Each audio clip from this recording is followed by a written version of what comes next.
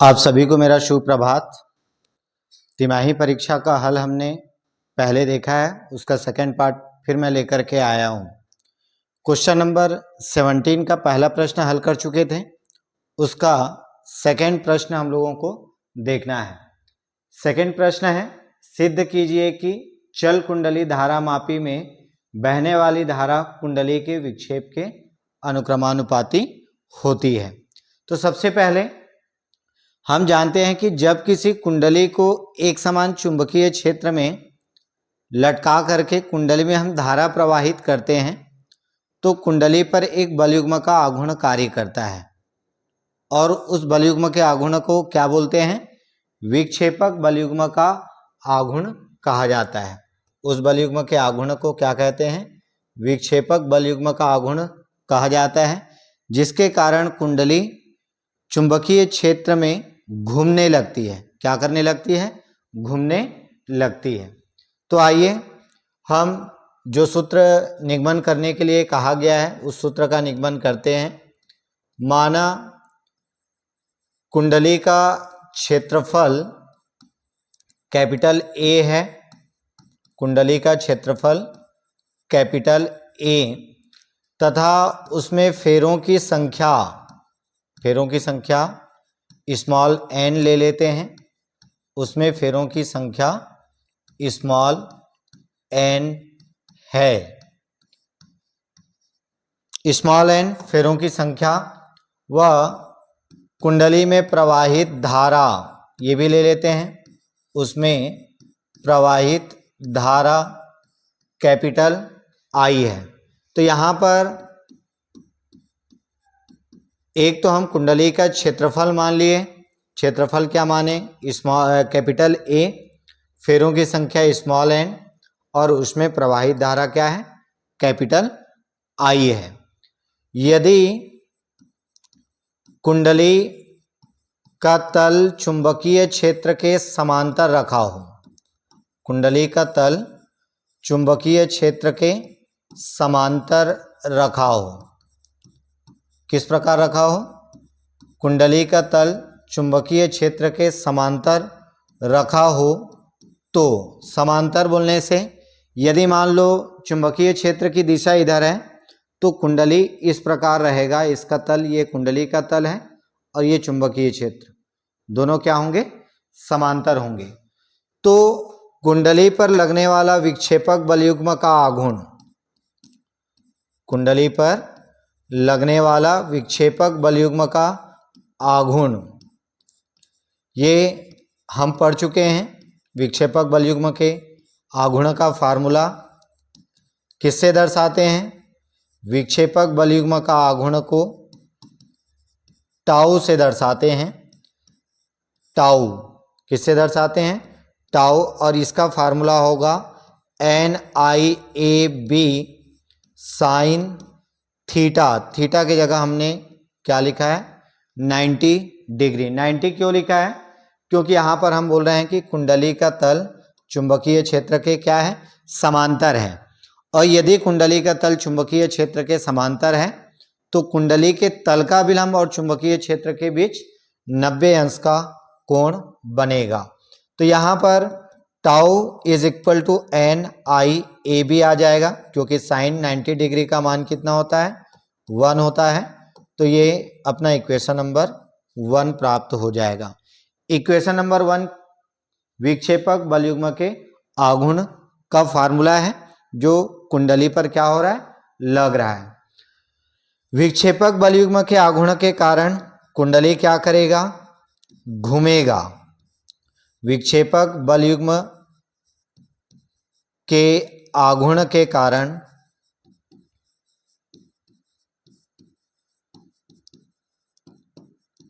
कुंडली चुंबकीय क्षेत्र में घूमने लगती है। क्या करने लगती है? कुंडली चुंबकीय क्षेत्र में घूमने लगती है। हम लोगों को पता है जब भी किसी निकाय पर बल आघूर्ण लगता है तो निकाय क्या करता है? घूमने लगता है। तो विक्षेपक बलयुग्म के आघूर्ण के कारण कुंडली क्या करने लगती है? घूमने लगती है। हम लोगों को ये भी पता है कि धारामापी में कुंडली किसकी सहायता से लटका होता है? चुंबकीय क्षेत्र में किसकी सहायता से लटका होता है? फास्फर ब्रांच के तार से लटका होता है। तो धारामापी में लगे फास्फर ब्रांच का तार, धारामापी में लगे फास्फर ब्रांच के तार में ऐंठन उत्पन्न हो जाता है। क्यों ऐंठन उत्पन्न होता है? क्योंकि कुंडली घूमती है और घूमने के कारण तार में क्या होगा? तार में ऐंठन उत्पन्न होगा। और ऐंठन भी इस प्रकार उत्पन्न होगा कि जो विक्षेपक बलयुग्म आघूर्ण है उसके ठीक विपरीत।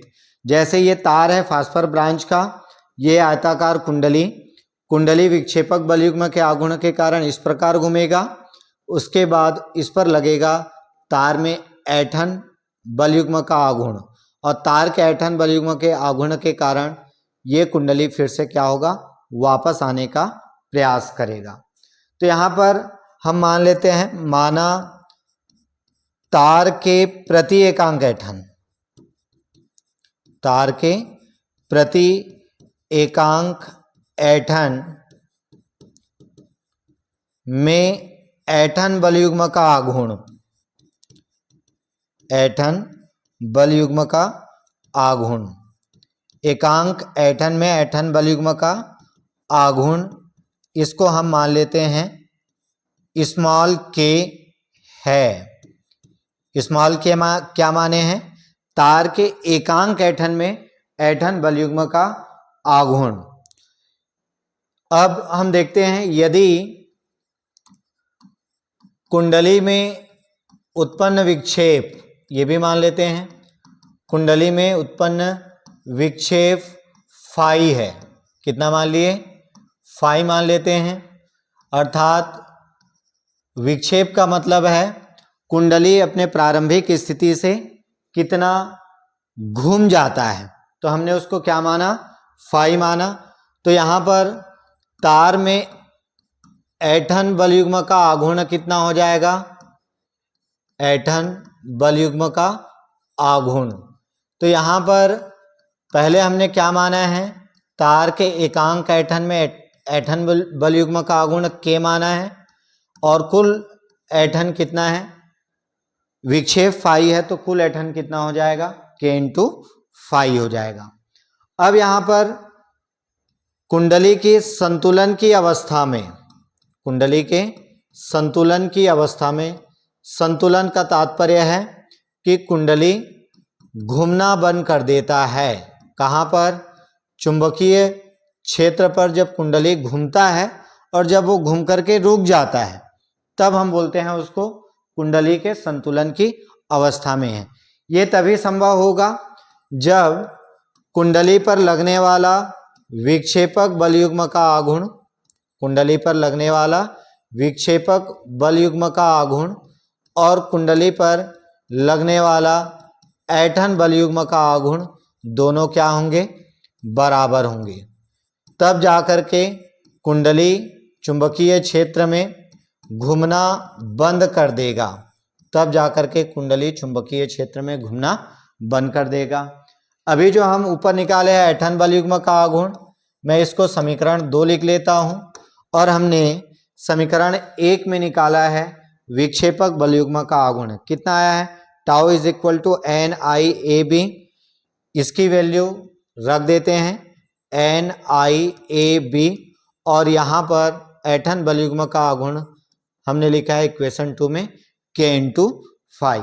यहाँ से हम I is equal to NAB को पक्षांतर करेंगे तो k अपान NAB, और ये आ जाएगा फाई। यहाँ पर k अपान NAB ये पूरा का पूरा नियतांक है, इसमें जो भी राशियां प्रयुक्त की गई है, और ये नियतांक को हम दर्शाते हैं G से, और इस G को कहा जाता है धारामापी नियतांक। क्या कहा जाता है?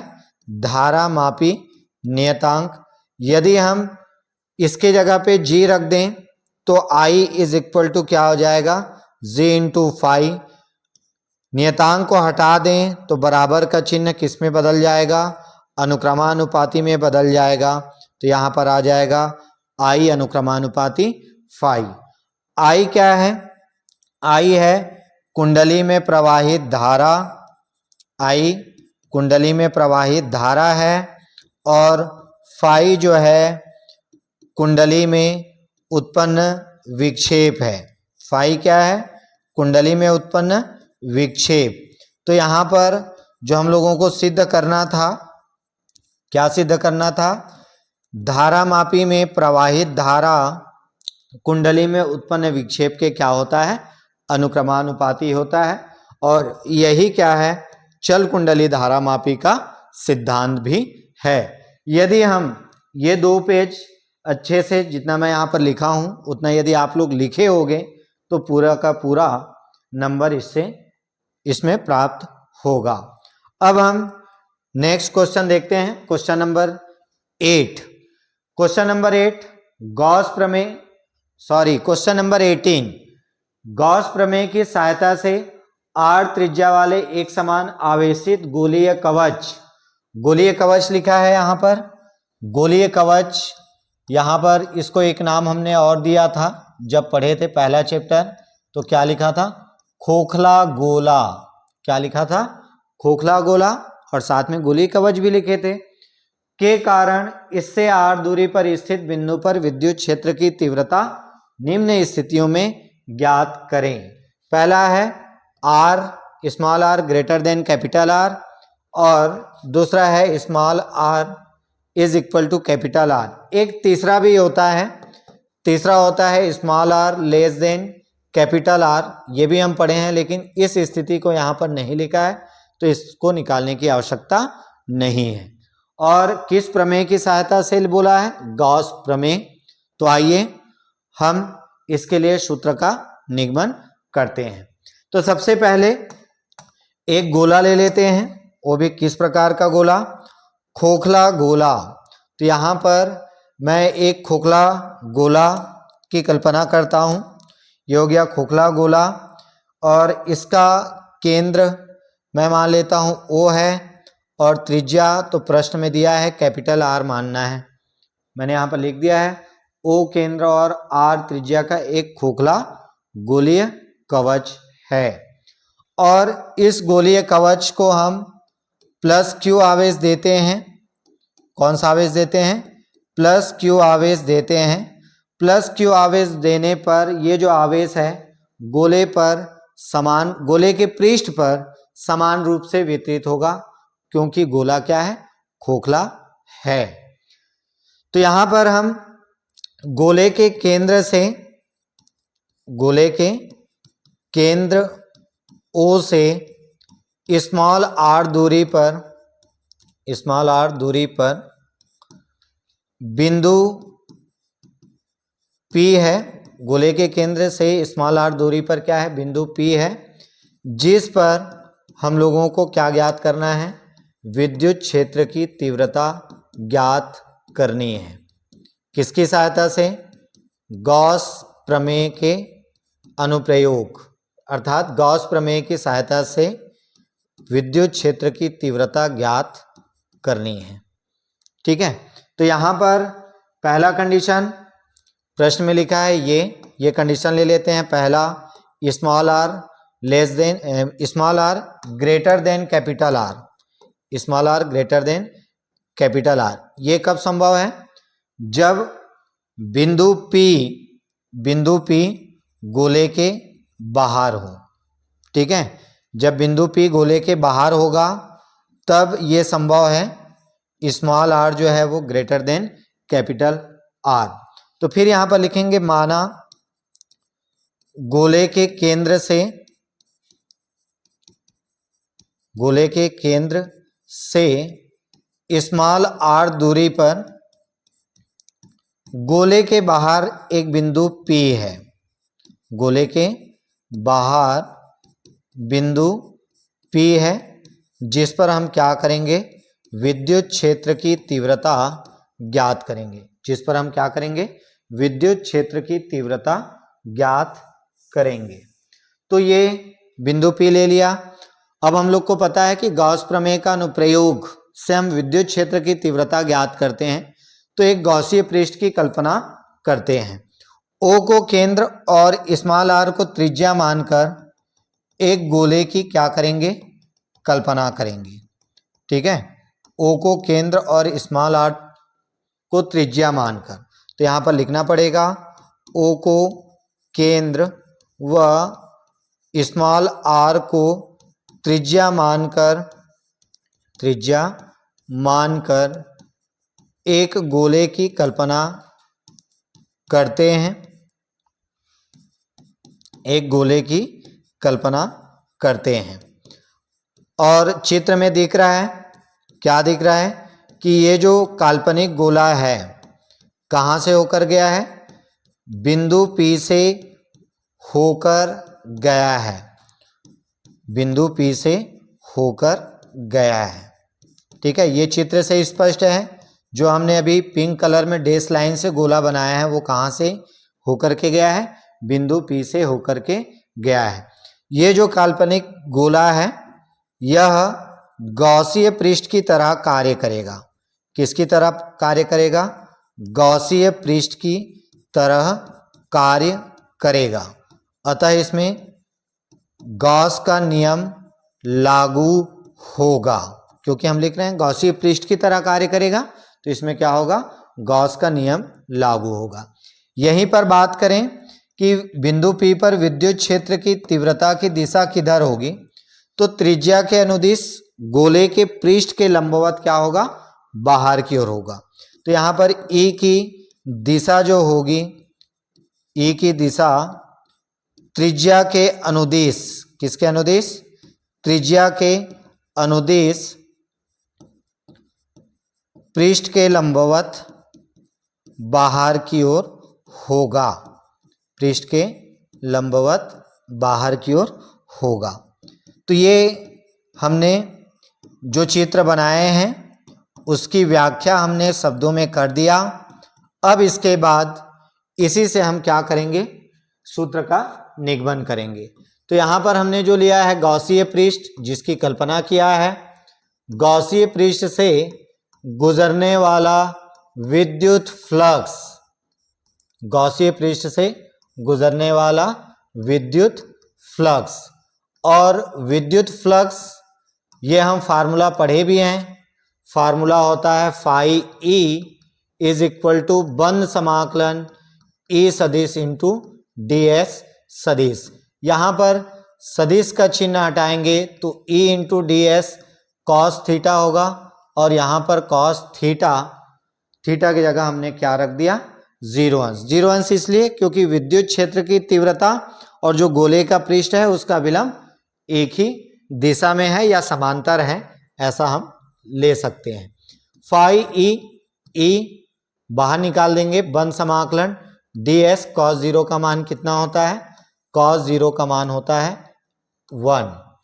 अब यहाँ पर एक आया है बंद समाकलन डी एस, ये गोले का पृष्ठ है और गोले का पृष्ठ का फार्मूला, संपूर्ण पृष्ठ का फार्मूला होता है 4 पाई आर स्क्वायर।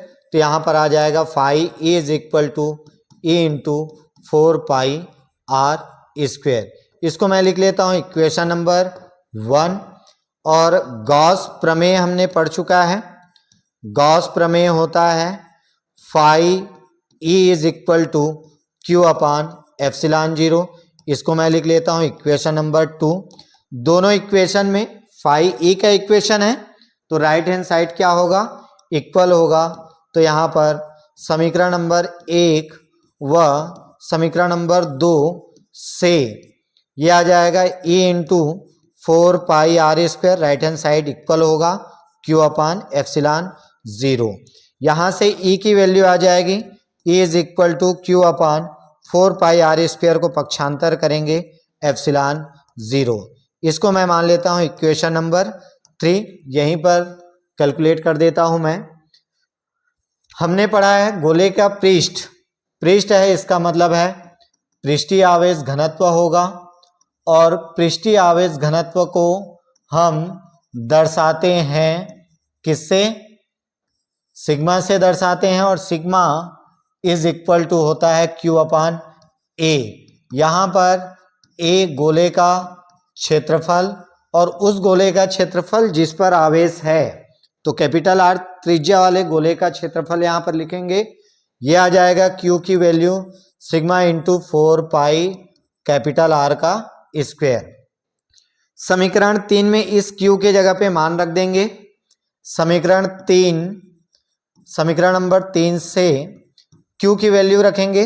3 से Q बराबर कितना रखेंगे? Sigma into 4 pi R square रखेंगे।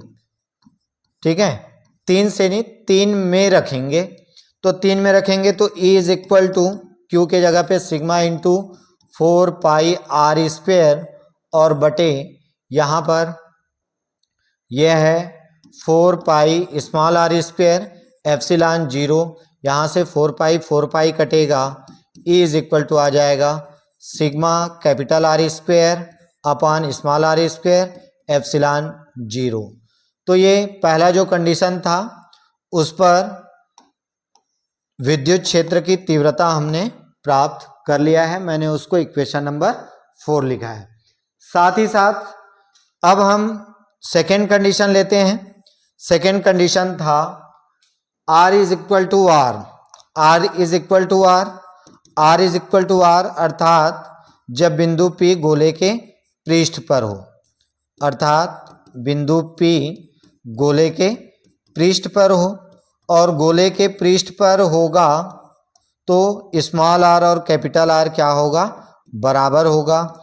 इसको हम स्मॉल r के जगह समीकरण 4 में कैपिटल R रख दें, इसमें रख दो तो E इज इक्वल टू आ जाएगा sigma capital R square, small r के जगह कैपिटल R स्क्वायर रख देते हैं एप्सिलॉन 0।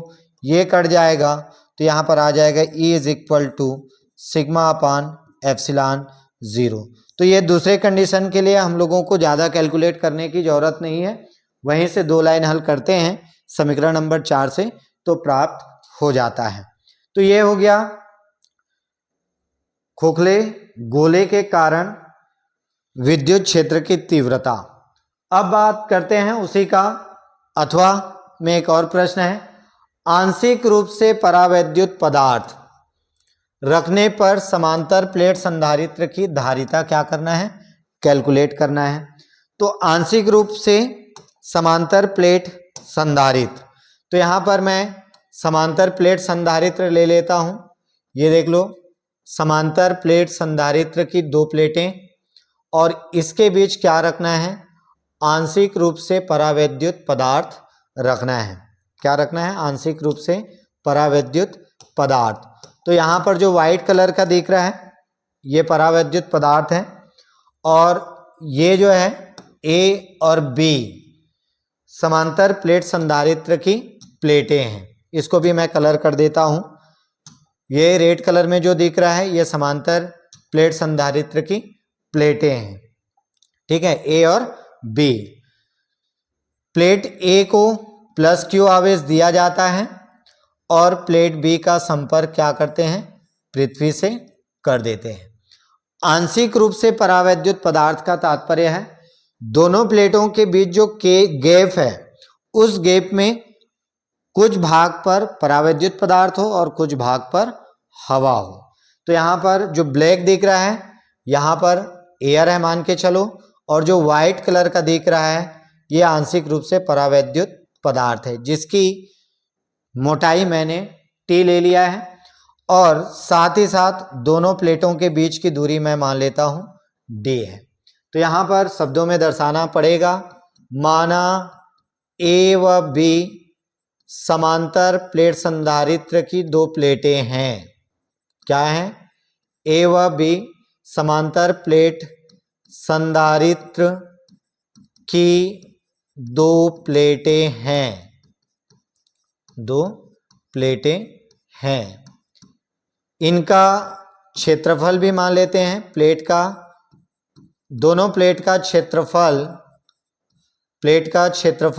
कैपिटल A है। दोनों प्लेट का क्षेत्रफल, A का भी क्षेत्रफल A है और प्लेट B का भी क्षेत्रफल A है। ये दोनों प्लेट एक दूसरे से, ये दोनों प्लेट एक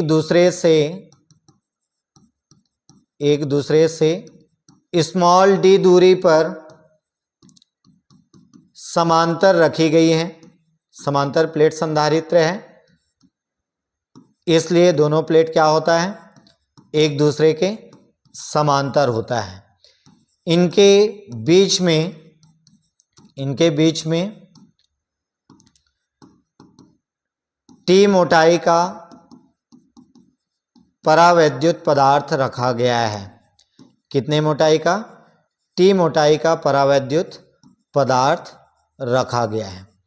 अब हम लोगों को ये पता है कि जब हम प्लेट को आवेश दिए हैं, प्लेट ए को कौन सा आवेश दिए हैं?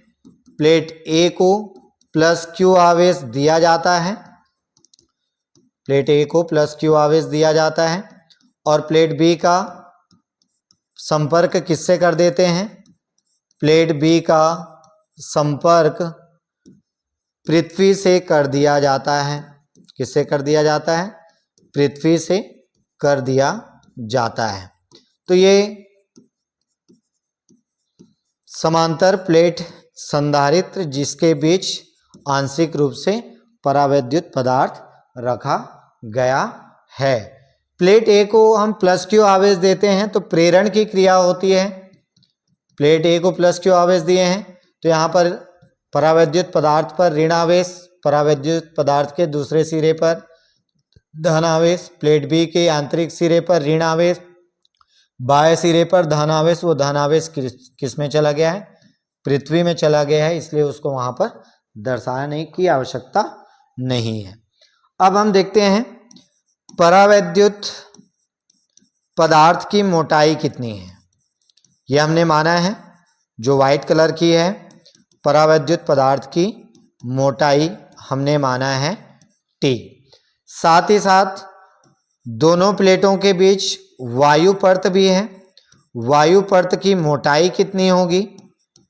वायु परत की मोटाई होगी, दोनों प्लेटों के बीच की दूरी d है, उसमें यदि हम परावैद्युत पदार्थ की मोटाई घटा दें तो वो वायु परत की मोटाई हो जाएगी। इसके बाद हमने पृष्ठीय आवेश घनत्व, प्लेट है तो प्लेट में पृष्ठीय आवेश घनत्व होगा और पृष्ठीय आवेश घनत्व को सिग्मा से दर्शाते हैं। इसका फार्मूला होता है Q/A। मात्रक लिखना चाहो तो लिख सकते हो इसका कूलाम पर मीटर स्क्वायर। अब हम बात करते हैं परावैद्युत पदार्थ में विद्युत क्षेत्र की तीव्रता। परावैद्युत पदार्थ में विद्युत क्षेत्र की तीव्रता मैं V6 करके लिख दिया हूं, आप लोगों को पूरा लिखना है। तो परावैद्युत पदार्थ के लिए मैं यहाँ पर ET लिख लेता हूँ, विद्युत क्षेत्र की तीव्रता। और समांतर प्लेट संधारित्र में दो प्लेटें हैं तो ये σ/ε0 पड़े हैं। परावैद्युत पदार्थ है इसलिए यहाँ पर K आएगा। सिग्मा का मान यहाँ पर रख देंगे K/A, तो आ जाएगा K/ε0A। ठीक है, सिग्मा का मान हमने क्या रख दिया? सिग्मा का मान हमने लिखा है पृष्ठीय आवेश घनत्व Q/A, तो Q/A हमने उसमें रख दिया। ये परावैद्युत पदार्थ में हुआ। इसी क्रम में वायु परत में विद्युत क्षेत्र की तीव्रता, जो दोनों प्लेटों के बीच वायु परत है उसमें विद्युत क्षेत्र की तीव्रता, ये भी हम यहाँ पर लिख लेते हैं। इसको मैं EA लिख लेता हूँ, A का मतलब एयर है। यहाँ पर परावैद्युतांक का मान वायु परत के लिए 1 होगा, फिर सिग्मा का मान रखेंगे Q/A, तो ये आ जाएगा Q/A ε0। दोनों प्लेटों के बीच विभवांतर, अब विभवांतर हम लोग को पता है, एकांक धनावेश को एक बिंदु से दूसरे बिंदु तक ले जाने में किया गया कार्य होता है और इसको V से दर्शाते हैं। तो यहाँ पर कार्य को हम लिखेंगे तीव्रता गुणित दूरी। क्या लिखेंगे? विद्युत क्षेत्र की तीव्रता बल के जगह और फिर विस्थापन की जगह दूरी। तो यहाँ पर विद्युत क्षेत्र की तीव्रता भी दो है, एक ET है और एक EA है, और ET की चौड़ाई जो है T है, EA की जो चौड़ाई है D-T है। तो तीव्रता गुणित दूरी दो बार है, तो दोनों का योग कर देंगे। ET का मान हमने निकाल लिया है, यहाँ पर लिखा है Q upon epsilon 0 into A साथ में K into T, plus EA का मान निकाला है Q upon epsilon 0 into A, और ये है D-T। दोनों से कॉमन है Q upon epsilon 0 into A, यहाँ पर बचेगा D-T को पहले लिख लेता हूँ ये वाले भाग को, ठीक है। इसके बाद यहाँ पर बचेगा पहले वाले भाग पर 1/K। ये किसका मान है? दोनों प्लेटों के बीच विभवांतर का मान हो गया। यदि संधारित्र की धारिता किसे दर्शाते हैं? धारिता को C से, यहाँ पर मैं संधारित्र की धारिता C मान लेता हूँ, कैपिटल C हो तो, और संधारित्र की धारिता C से दर्शा दिया, C बराबर होता है Q अपान V। तो यहाँ पर जो समीकरण 1 है, यहाँ से V का मान यहाँ रख देते हैं, यहीं पर मैं हल कर देता हूँ। V का मान रखेंगे तो C बराबर Q अपान V का मान हमने निकाला है Q upon epsilon 0 into A bracket में D-T प्लस T अपान K। यहाँ से Q और Q कैंसल होगा, साथ ही एप्सिलॉन 0 इंटू A ऊपर जाएगा, अपान नीचे में बचेगा D-T प्लस T अपान K। थोड़ा सा और कॉमन निकाल लेते हैं, C बराबर epsilon 0 into A upon D-T common निकालेंगे तो यहाँ 1 बचेगा, -T निकालेंगे, ये प्लस है, माइनस निकाल दिए तो माइनस बचेगा, और T निकल गया है तो 1/K बचेगा। तो ये आंशिक रूप से परावैद्युत पदार्थ पर समांतर प्लेट संधारित्र की धारिता का सूत्र है। यदि हम ये दोनों पेज जितना मैंने लिखा है आप उतना लिखे होगे तो पूरा का पूरा नंबर प्राप्त होगा, ठीक है। अब हम नेक्स्ट प्रश्न देखते हैं। नेक्स्ट प्रश्न है, एक छड़ चुंबक के सापेक्ष अक्षीय स्थिति में चुंबकीय क्षेत्र की तीव्रता ज्ञात कीजिए। तो छड़ चुंबक, मैं एक छड़ चुंबक ले लेता हूं, ये देख लो, एक छड़ चुंबक मैंने ले लिया N और S। इसका ध्रुव प्राबल्य m और प्रभावी लंबाई क्या मान लिया मैं? प्रभावी लंबाई मैंने मान लिया 2L। प्रभावी लंबाई बोलने से दोनों ध्रुवों के बीच की दूरी, दोनों ध्रुवों के बीच की दूरी ले लिया 2L। इसका मध्य बिंदु जो है वो O है, और इस O से D दूरी पर, कितनी दूरी पर? D दूरी पर, ये देख लो, D दूरी पर एक बिंदु P की मैं क्या करता हूं? कल्पना करता हूं। कौन सी स्थिति में? अक्षीय स्थिति में, जिस पर चुंबकीय क्षेत्र की तीव्रता क्या करना है? ज्ञात करनी है। अब हम अलग अलग ध्रुव, पहले N ध्रुव को ले लेता हूं। N ध्रुव के कारण बिंदु P पर चुंबकीय क्षेत्र की तीव्रता कितनी होगी ये लिख लेता हूं। N ध्रुव के कारण बिंदु P पर चुंबकीय क्षेत्र की तीव्रता, इसको आप पूरा लिखोगे, चुंबकीय क्षेत्र की तीव्रता, मैं उसको शॉर्ट में लिख दिया हूं। चुंबकीय क्षेत्र की तीव्रता B से दर्शाते हैं, मैंने N ध्रुव के कारण B1 मान लिया। हमने ये भी पढ़ा है क्या? चुंबकीय क्षेत्र की तीव्रता का फार्मूला B बराबर μ0 अपान 4 पाई m अपान d स्क्वेयर, इस चैप्टर में हमने पढ़ा है। तो उसी के अनुरूप यहाँ पर B1 is equal to μ0 upon 4 pi m d मतलब N ध्रुव से P की दूरी, ये NP और D का वर्ग है तो NP का वर्ग हो जाएगा। साथ ही साथ P पर एकांक ध्रुव की, एकांक उत्तरीय ध्रुव की कल्पना करेंगे। ये एकांक उत्तरीय ध्रुव, ये N ध्रुव की बात कर रहे हैं, दोनों के बीच कौन सा बल लगेगा? प्रतिकर्षण। प्रतिकर्षण बल लगेगा, इसलिए B1 की दिशा इधर हो जाएगी। ध्यान देना विद्यार्थियों, चुंबकीय क्षेत्र की तीव्रता की दिशा बताना अनिवार्य है, नहीं तो नंबर कटेगा। यहाँ पर लिखना भी पड़ेगा B1 की दिशा OP की दिशा में है। किस दिशा है? OP सदिश की दिशा में है। इसको अब हम चित्र से एनपी का मान भी निकाल सकते हैं, चित्र से एनपी। अब एनपी को क्या मैं ओपी माइनस ओ एन लिख सकता हूं, ये एनपी है, ओपी में ओ एन घटाएंगे और ओ एन कितना है, ये एल है, और ओपी कितना है, डी है, तो यह आ जाएगा डी माइनस एल। इसको एनपी के जगह पे यहां पर रख दें तो क्या आ जाएगा, B one is equal to mu zero upon 4 pi M upon, ये आ जाएगा डी माइनस एल का होल स्क्वायर। ये मैं लिख लेता हूं समीकरण नंबर 1। याद रखना विद्यार्थी, इसकी आवश्यकता आगे पड़ेगी। इसके बाद इसी क्रम में हम एस ध्रुव के कारण बिंदु P पर चुंबकीय क्षेत्र की तीव्रता कैलकुलेट करेंगे, और एस ध्रुव के कारण वही फार्मूला जो वहां पर मैं सर्कल के रूप में दर्शाया हूं, लेकिन अभी इसको B2 मानेंगे, म्यू ज़ीरो अपान 4 पाई और m अपान डी स्क्वायर। एस से P की दूरी, ये मैं एस पी और डी के डी स्क्वायर है, डी एस पी का वर्ग हो जाएगा। साथ ही साथ इसकी दिशा, ये एस ध्रुव, ये उत्तरीय एकांक, दोनों के बीच आकर्षण बल, तो ये हो जाएगा P से S की दिशा में, किस दिशा में, P S की दिशा में। साथ ही साथ यहां पर हम एस पी का मान निकालेंगे, S P O S plus O P. O S कितना है, ये एल है, 2L का आधा, और यहाँ तो ये ओ पी कितना है, डी है। तो यहाँ पर एस पी जो है O P plus O S होगा, O P D O S L. इसमें हम B2 वाले में मान रख देते हैं, एस पी स्क्वायर के जगह मान रखेंगे तो B2 इज इक्वल टू आएगा mu zero upon 4 pi M अपान डी प्लस एल का होल स्क्वायर। ये समीकरण नंबर 2 हो जाएगा।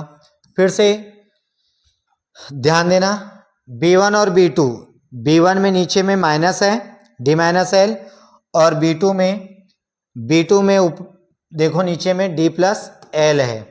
तो यहाँ पर समीकरण 1 व 2 से, समीकरण नंबर 1 व 2 से B1 ग्रेटर देन B2 होगा। B1 बड़ा है, क्योंकि किसी संख्या को छोटी संख्या से भाग देंगे तो क्या होगा, बड़ा मिलेगा, और उसी संख्या को बड़ी संख्या से भाग देंगे तो क्या मिलेगा, छोटा मिलेगा।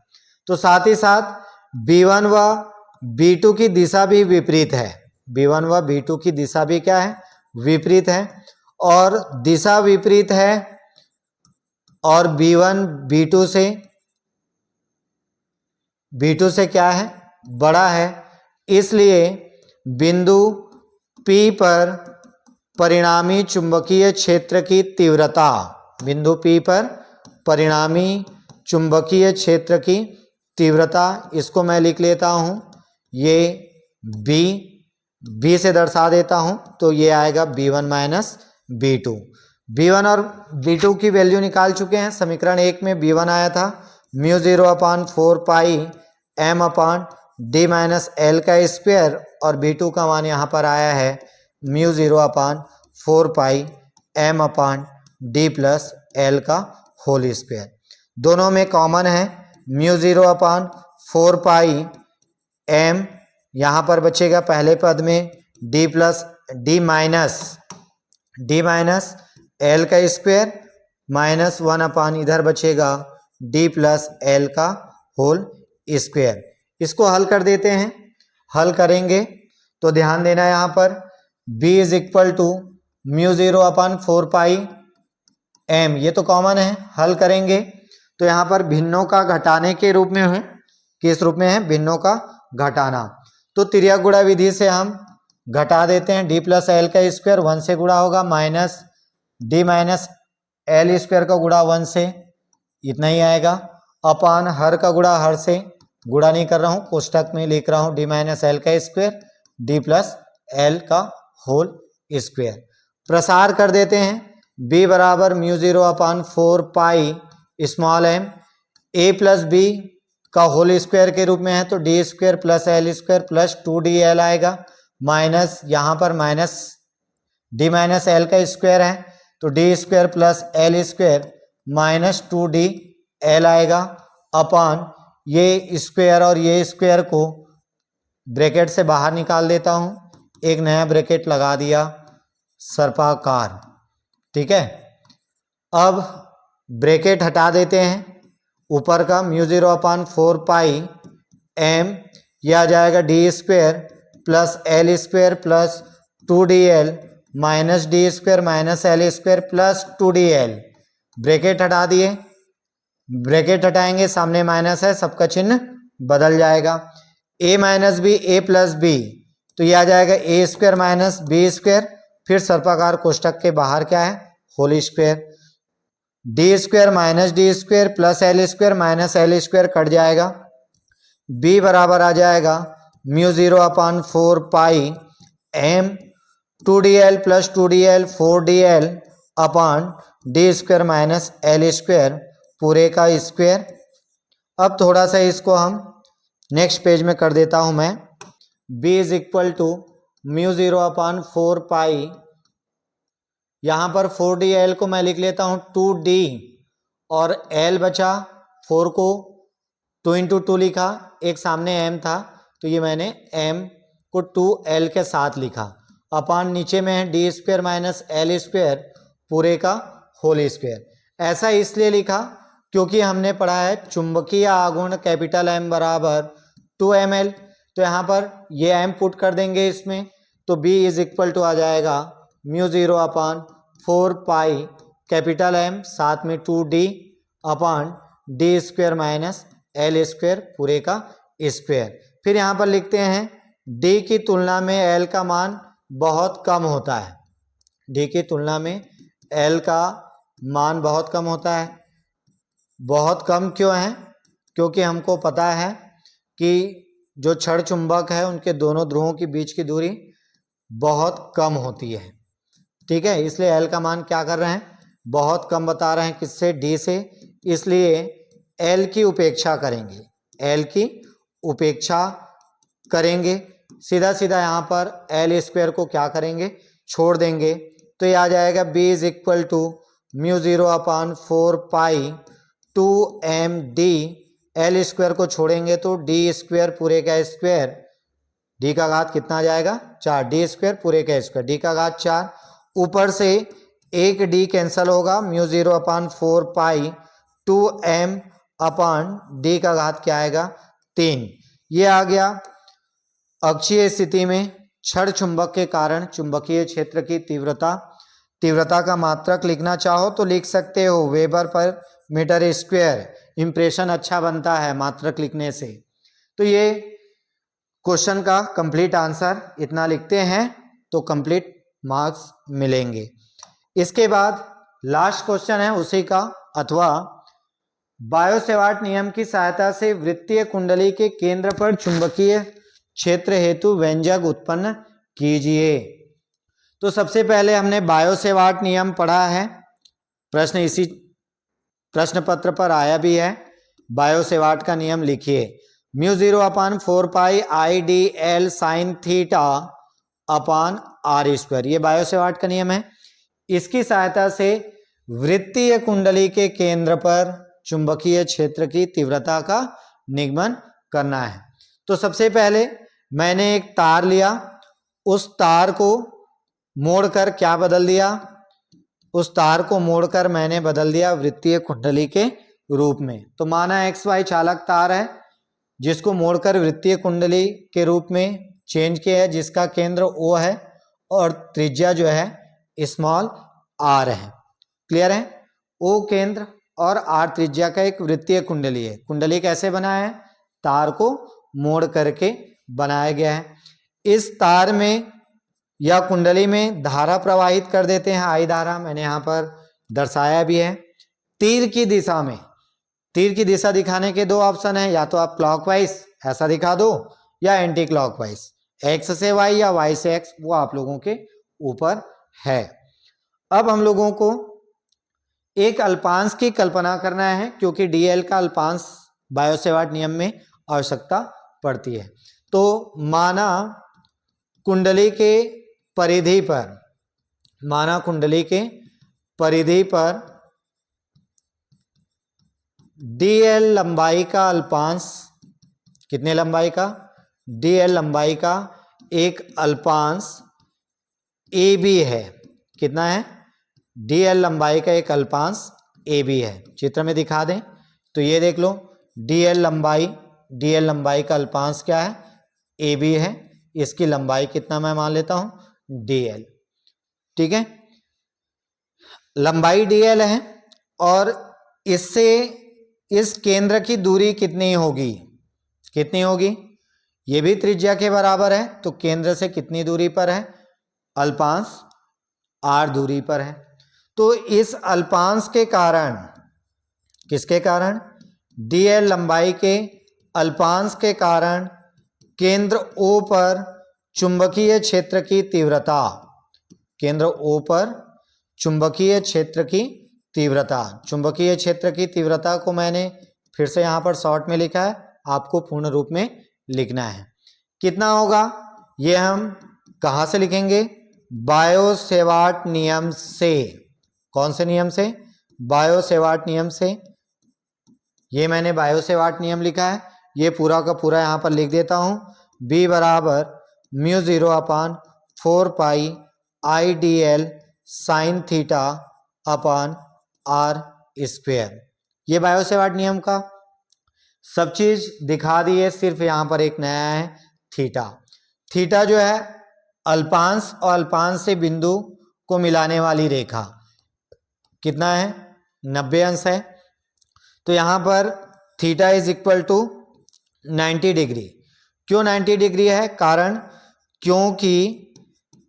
क्योंकि त्रिज्या परिधि पर लंब होती है। 90 अंश क्यों है, क्योंकि त्रिज्या परिधि पर क्या होती है, लंब होती है। तो हम क्या करेंगे, इस 90 अंश का मान यहाँ पर थीटा के जगह पे रख देंगे। तो थीटा के जगह पे रखेंगे तो b इज इक्वल टू, ये db होगा। ठीक है, db अल्पांश के कारण है, तो μ0/4 पाई IDL साइन थीटा, थीटा के जगह पे 90 अंश अपान r स्क्वायर। साइन 90 अंश का मान हम लोगों को पता है 1, तो अगले पेज में 1 रख देते हैं।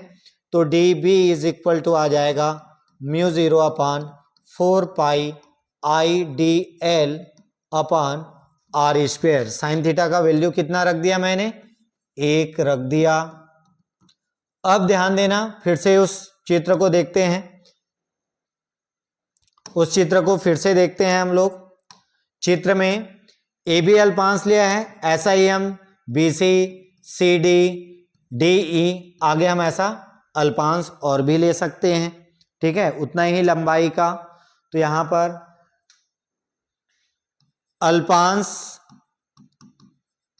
अल्पांश AB की लंबाई, अल्पांश AB की लंबाई dl है, के समान परिधि पर कई अल्पांश कौन कौन सा लिए हैं, BC लिए हैं, CD लिए हैं, DE लिए हैं, ऐसा और ले सकते हैं। अभी मैंने चित्र में आप लोगों को बताया भी, कई अल्पांश हम वहां पर दर्शा सकते हैं। सभी अल्पांश के कारण, सभी ना लेकर के हम प्रत्येक अल्पांश के कारण ले लेते हैं। प्रत्येक अल्पांश के कारण, जो हम अभी नया अल्पांश लिए हैं, प्रत्येक अल्पांश के कारण चुंबकीय क्षेत्र समीकरण 1 में जितना मिला है उतना ही प्राप्त होगा, के समान प्राप्त होगा। ये लिख लिए। इसका मतलब अब संपूर्ण कुंडली के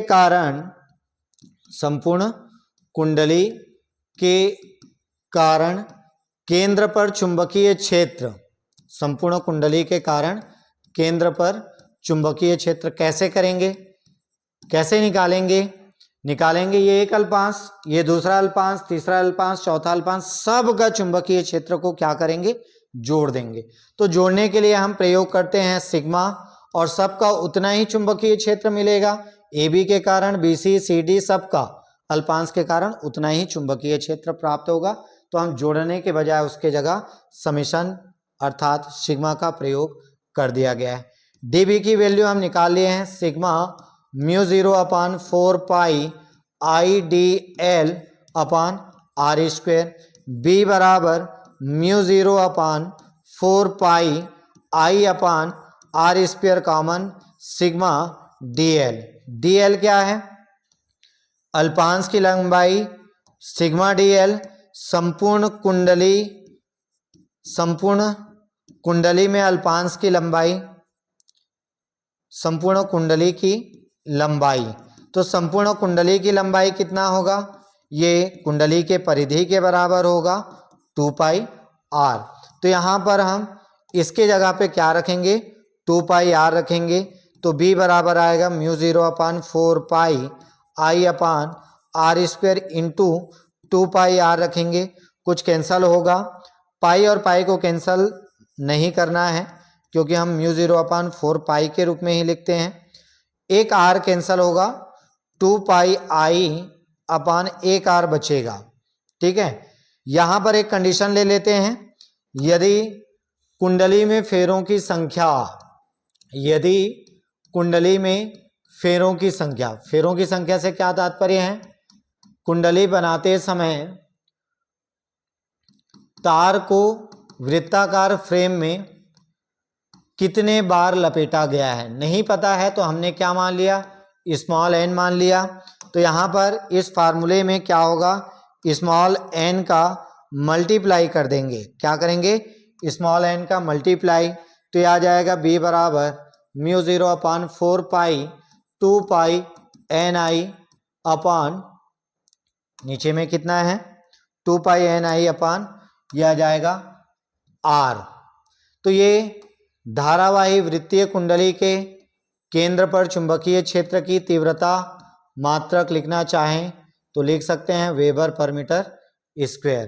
तो हमने देखा तिमाही एग्जाम का कंप्लीट सॉल्यूशन। आप मेरे चैनल को लाइक और सब्सक्राइब जरूर कीजिएगा।